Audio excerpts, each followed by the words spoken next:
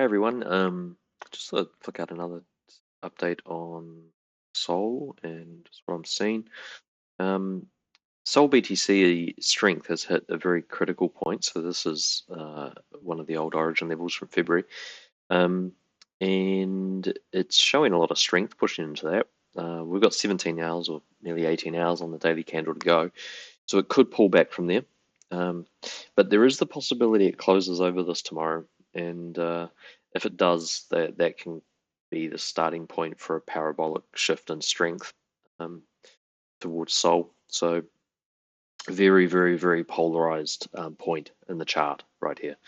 A close over that level gives them the ability to really switch things up, and but likewise a rejection off that level, like a strong rejection off that level, is also a possibility. So it's something to be keeping a really close eye on. As for the daily levels on Sol and just where it's sitting now, we've bounced off the backside of that daily trend, and it's quite a strong bounce. It's pushed through the range trend that was up here. It's pushed through a couple of high time frame rejection levels from the past, and it may be trying to head to the break level, which is sitting up about 210. So if it has the break level, that could reject, but likewise, if it closes over that break level tomorrow, it could bounce again. And that would be leaving these untested levels down the bottom here, which is a bit of a ticking time bomb because at some point in the future they get retested, and whether that's now or 30 days from now or whatever, they'll end up getting retested.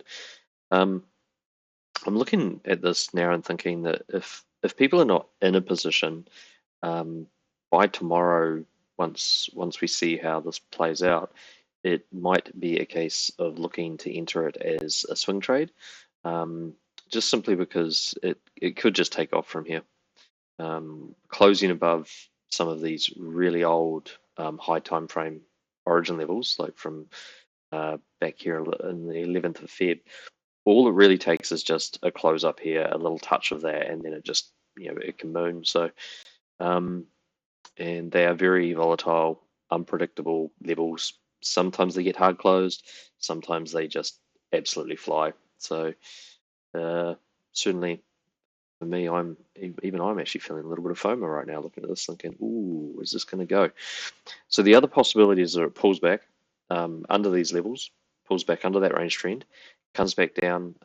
It's even completely reasonable to think that it would retest the backside of this trend after it hard closes it and moves it. So the daily trend will move from there up to there.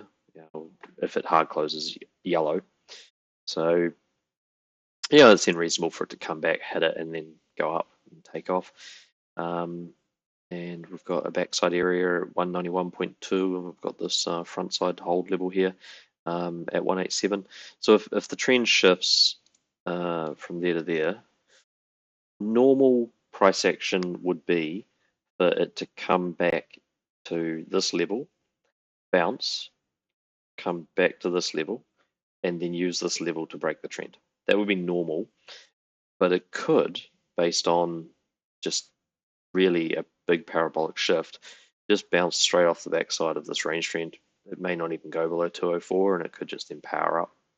So yeah, it's definitely looking very, very bullish structurally. We don't have that many hold levels left to stop it. So when it comes to the high time frame resistance levels, we've basically just got these. So we've got some stuff around 210, 212, 213, and then we've got a really big air gap on the high time frame stuff all the way up to 226. So we do have break levels and other things that could reject off, but it's starting to run out of things that can hold it down, which is pretty impressive. And with the trend breaks it's having, the targets are in the 240s. It's just a case of, is it going to get there slow? Is it going to get there fast? But yeah, it's looking very, very bullish.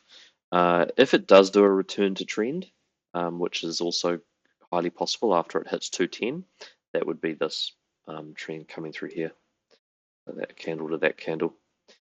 So you just put that on your chart, mark out the tops of these levels, bring that trend through there, which you have to anchor. Just show you where that anchors, all the way back here. So it starts on that candle there on the 21st of Jan. So if you put those levels on your charts, see how this closes tomorrow. You may want to look at building a swing position because it could actually just bounce straight off some of these and go. Yeah, well, hopefully we get this bullish close tomorrow. I'd actually prefer we don't. It'd be really nice if we actually had a decent pullback and then we can load up with some better sizes. Also, actually, just on that liquidity, so you can see BTC is more or less just going sideways. So this is real. This is alt season. This is what it was like last time. This is heading sideways. It's boring. People are, looking at higher risk plays, and the major players have been building up these alt bags, and now they're starting to push the price up.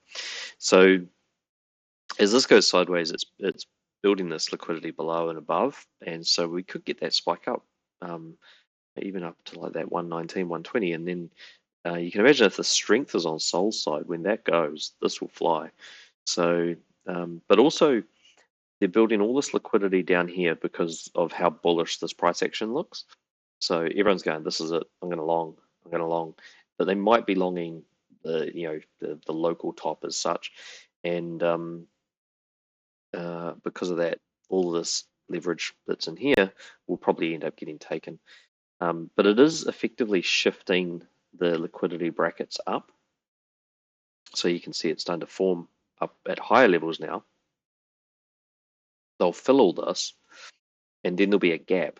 And so when you look at it from the higher time frame perspective, they may not actually come back to these levels down here anymore.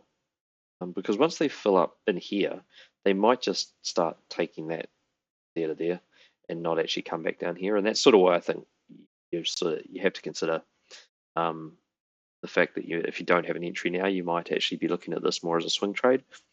And you can scalp within a swing trade. So when you hit a level that will bounce as a scalp, you leverage the position up and size it up, and you take the scalp, and then you close the partial at the level of the scalp, and it basically just gives you a better average in your swing trade. And by the time this thing lands on one of its higher levels, you'd be pretty happy that you're at least in the game. So yeah, that's just what I'm looking at now. Still looking, hopefully, that we get this pullback. But it would be nice to at least close the day yellow, but then have the pullback to the bounce areas and go up from there. So yeah, hope you're going well, and catch you on the next one.